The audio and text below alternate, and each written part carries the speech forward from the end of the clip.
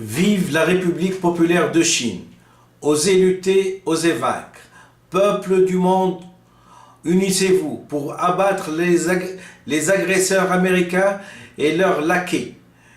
Que les peuples n'écoutent que leur courage, qu'ils n'osent livrer combat, qu'ils bravent les difficultés, qu'ils avancent par vagues successives et le monde entier leur appartiendra.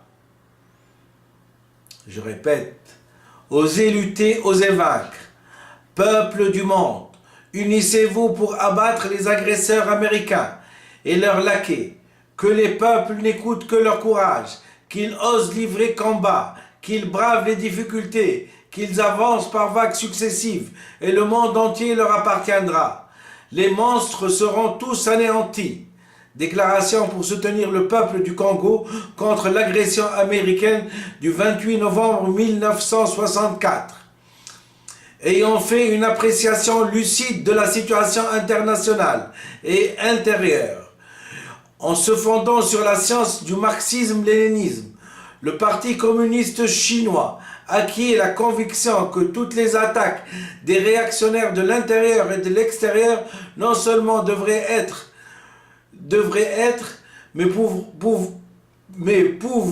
pouvaient être écrasées. Lorsque les nuages ont assombri le ciel, nous avons fait remarquer que ces ténèbres n'étaient que le temporaire, qu'elles se dissipaient bientôt et que le soleil brillerait sous peu.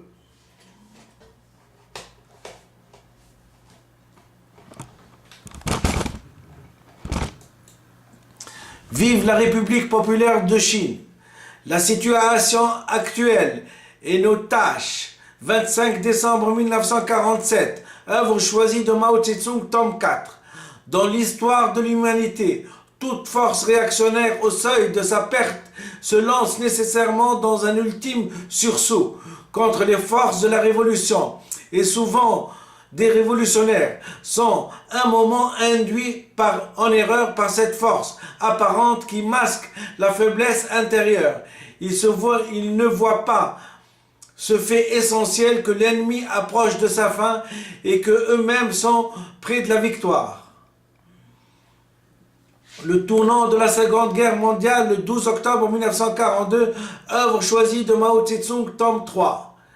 S'ils, les Kuomintang, tiennent à se battre, nous les anéantirons définitivement. Voici comment les choses se présentent.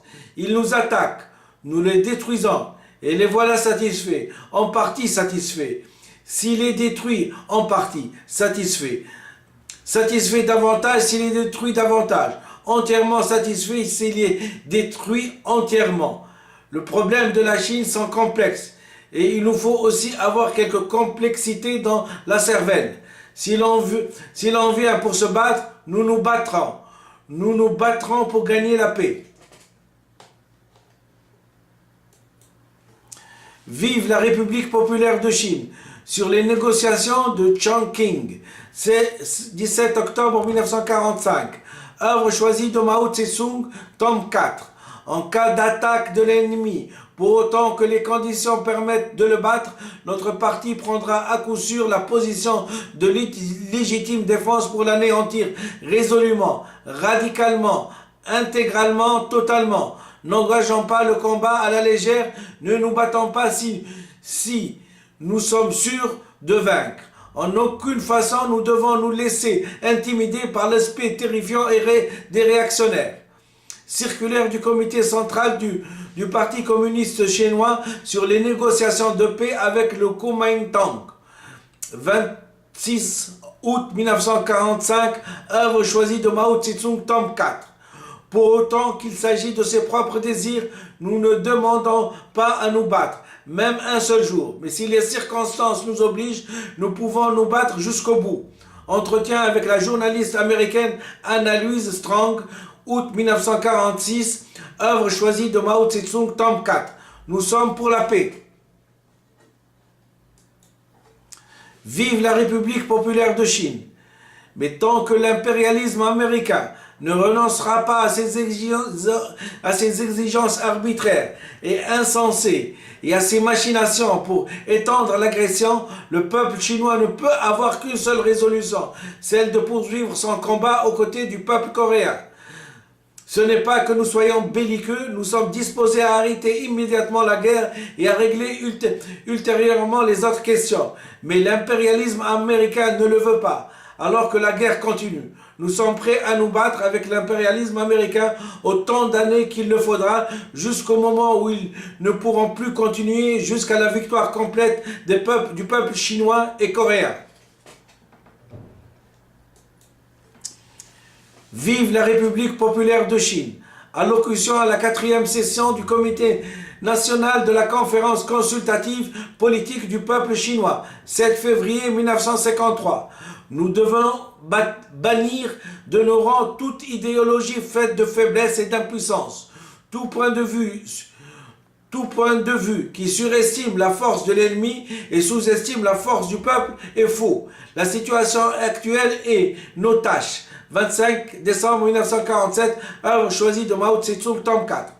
Les peuples et nations opprimés ne doivent absolument pas s'en remettre pour leur émancipation à la sagesse de l'impérialisme et de ses laquais. C'est seulement en renforçant leur unité, en persévérant dans leur lutte qu'ils triompheront. Déclaration contre l'agression du sud du Vietnam et les massacres de la population sud-vietnamienne pour la clique États-Unis Ngo Dinh Diem.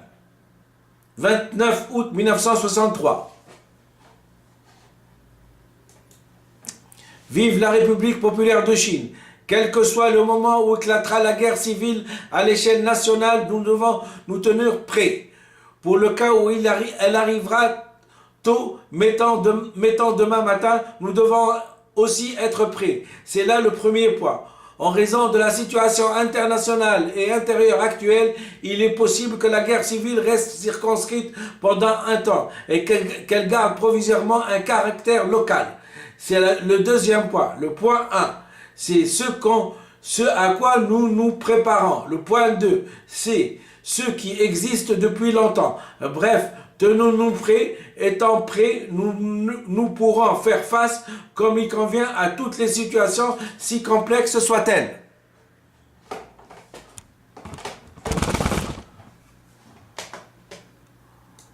Je vous remercie infiniment de m'avoir écouté. Je viens donc de lire,